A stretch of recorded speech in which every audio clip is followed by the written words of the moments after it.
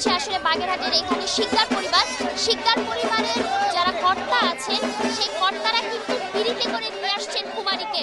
কুমারী কিন্তু চলে আসছে পিড়িতে করে এবং এই কুমারীকে নিয়ে তারা কিন্তু যাবেন হচ্ছে মণ্ডপে এবং মণ্ডপে যাওয়ার পরে এই কুমারীকে মাতৃজ্ঞানে পূজা করা হবে। আপনারা দেখতে পাচ্ছেন যে অনেক আনন্দমুখর পরিবেশে আসলে কুমারী আসছেন। আরেকটা কথা জানিয়ে রাখি, এই কুমারী পূজায় অংশ নিতে, এই কুমারী পূজা দেখতে কিন্তু এসেছেন নায়িকা অপু বিশ্বাস। তিনি বাংলা চলচ্চিত্রের চিত্রনায়িকা অপু বিশ্বাসকে দেখতে পাচ্ছেন, তিনিও এসেছেন এই অনুষ্ঠানে অংশ নেওয়ার জন্য।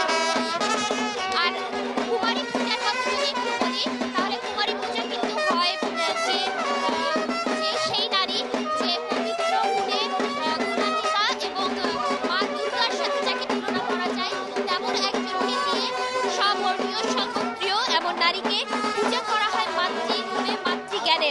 এবং এই কুমারী এই মাতৃরূপে পূজা করার মধ্য দিয়ে আসলে বলা হয় যে মার যে কুমারী রূপ, সেই কুমারী রূপকে পূজা করা হয় তার সন্তুষ্টির জন্য, তার শক্তির জন্য, তার মায়ার জন্য, তার প্রেরণার জন্য।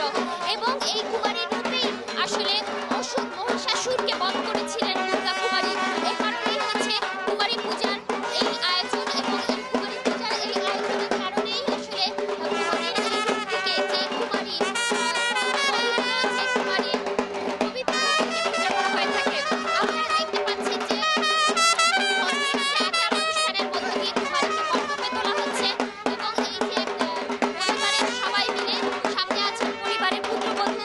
সাধারণত আচার অনুযায়ী পরিবারের যে মহিলা যে প্রধান থাকেন তিনি এই কুমারী পূজার সামনে থাকেন এবং যে পুরুষরা আছেন যারা পরিবারের কর্তা তারা থাকেন পিড়িতে করে নিয়ে আসেন কুমারীকে।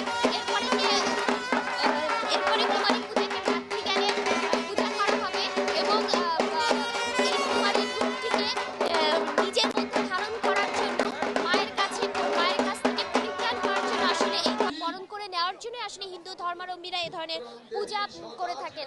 আপনারা দেখতে পাচ্ছেন যে এখানে নানা অঞ্চল থেকে নানা লোক এসেছেন এবং এই লোকের যারা এসেছেন তারা কিন্তু তাদের মধ্যে কিন্তু অনেক তারকা সেলিব্রিটি এবং হচ্ছে অনেক পরিচিত বিখ্যাত ব্যক্তিরাও এসেছেন। আপনারা দেখতে পাচ্ছেন যে এখানে এসেছেন চিত্রনায়িকা অপু বিশ্বাস।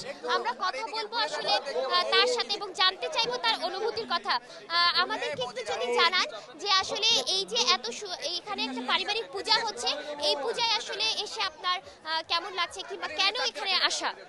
সবচেয়ে বড় কথা, আমি যেহেতু হিন্দু, পূজাতে আসতে পেরে এটা তো মানে সত্যি বলার কিছু নেই। আর সবচেয়ে বড় কথা, এখানে আমার দাদা, আমার বৌদি শিকদার বাড়ি, তারা আমাকে ইনভাইট করেছে। আমার দাদা, আমি তো তাদের কাছে মানে এইটা তাদের ধন্যবাদ বলে শোধ করতে চাই না। আমার এত ব্যস্ততার মাঝে আমি যেতে পারি না ঠিকভাবে, দাদা যে এত ফ্রিলি আমি মন্দিরে আসতে পেরেছি, আমি নিজেকে অনেক ধন্য মনে করছি। আর সবচেয়ে বড় কথা, মা আমাকে আনছে। আর আমি আরেকটা আবারও ধন্যবাদ জানাই আমার বৌদি এবং আমার দাদাকে। ধন্যবাদ আপনাকে। আমি কথা বলবো এখন যে পরিবারের উদযাপন হচ্ছে এবং সেই পরিবারের যিনি কর্ত্রী আছেন, আসলে সমস্ত দায়িত্ব যিনি পালন করছেন, তার সাথে ওনার কাছে জানতে চাইবো আসলে কুমারীকে আপনারা পূজা করছেন কেন? মা কুমারী আজকে অ্যাকচুয়ালি মা জগদ্ধাত্রীর পূজা।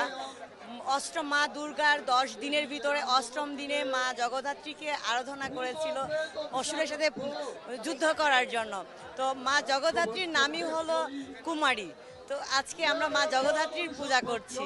আর এই পূজাটা মা দুর্গার পূজার সাথেই মানে অনিবার্য করতেই হবে। ঠিক আছে, দর্শক দেখতে পাচ্ছেন যে এখানে যে পূজাটি হচ্ছে সেটা আসলে মাকে, নারীকে সম্মান জানানোর জন্য তারা আসলে এই পূজাটি পালন করেন এবং নারী সেই রূপটিকে পূজা করেন যেই রূপটিকে আসলে দেবী দুর্গার যেই রূপে মহিষাসুরকে তিনি বধ করেছিলেন, যে বয়সে সেই রূপটিকে পূজা করা হয়। দেবী দুর্গার রয়েছে অনেক রূপ, সেই রূপের নানা রূপের পূজা আসলে